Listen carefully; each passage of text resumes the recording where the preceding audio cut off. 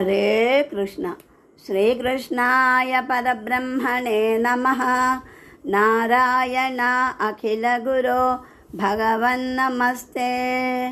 శ్రీమన్నారాయణీయం దశకం నంబర్ 25 శ్రీ నృసింహావతార వర్ణనము. स्तंभे घट्टयतो हिरण्यकशिपोः कर्णौ समाचूर्णयन् आघूर्णज्जगदण्डकुण्डकुहरो घोरस्तवा भूद्रुवः। श्रुत्वायं किल दैत्यराजहृदये पूर्वं कदाप्यश्रुतं कम्पः कश्चन सम्पपात चलितोऽप्यम्भोजभुर्विष्टरात्।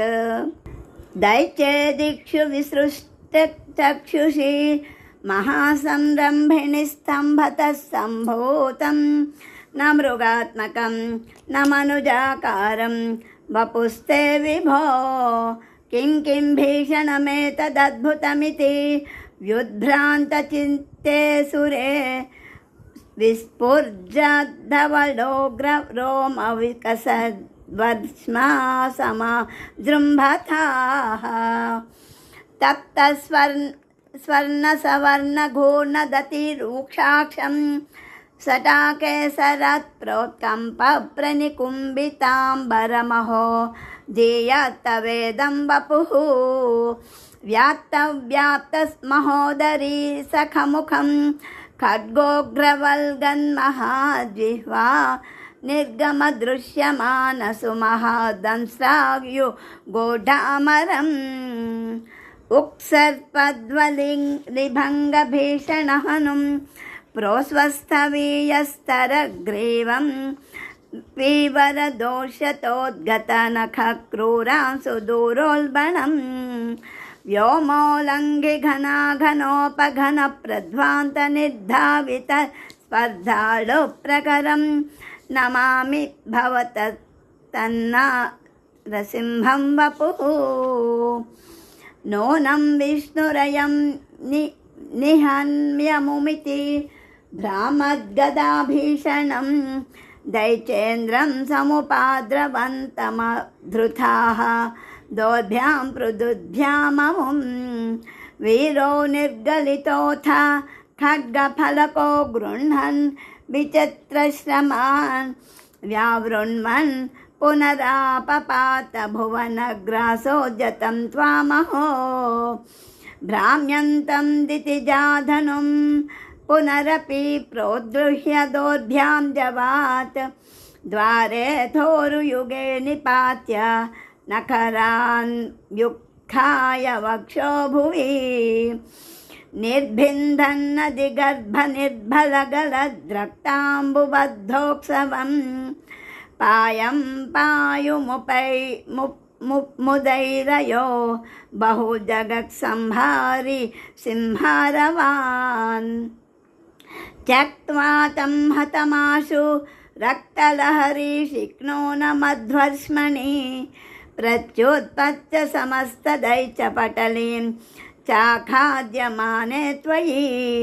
भ्राम्यद्भूमिविकम्पिताम्बुधिकुलं व्यालोलशैलोत्करं प्रोक्षत्पर्खचरं चराचरमहो दुःस्थामवस्थां ददौ। तावन्मांसवपाकराळवपुषं घोरान्त्रमालाधरं त्वां मध्ये सभमिद्धरोषमुषितं दुर्वारगुर्वारवम्। अभ्येतुं न शशाङ्क कोऽपि भुवने दूरे स्थिताभीरवः। सर्वे सर्वविरिञ्च वासवमुखाः प्रत्येकमस्तोषतः। भूयोऽप्यक्षतरोषधाम्नि भवति ब्रह्माज्ञया बालके प्रह्लादे पदयो नमत्यपभये कारुण्यभाराकुलः। शान्तस्त्वं करमस्य मूर्ध्नि समधाः स्तोत्रैरथोद्गायतः। तस्याकामधियोऽपि ते निथवरं लोकाय चानुग्रहम्।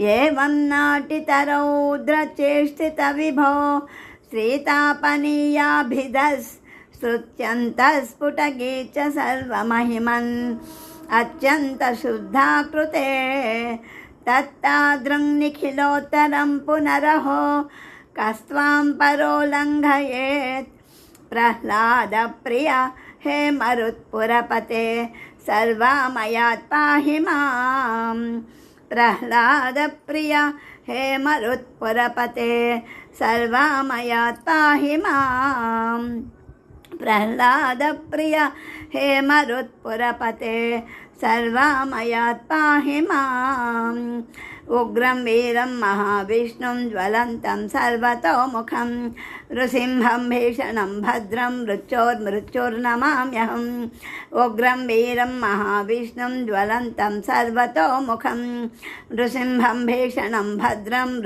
मृत्योर्नमाम्यहम् उग्रं वीरं महाविष्णुं ज्वलन्तं सर्वतोमुखं नृसिंहं भीषणं भद्रं मृत्योर्नमाम्यहम् श्रीकृष्णाय परब्रह्मणे नमः। नारायण अखिलगुरो भगवन्नमस्ते।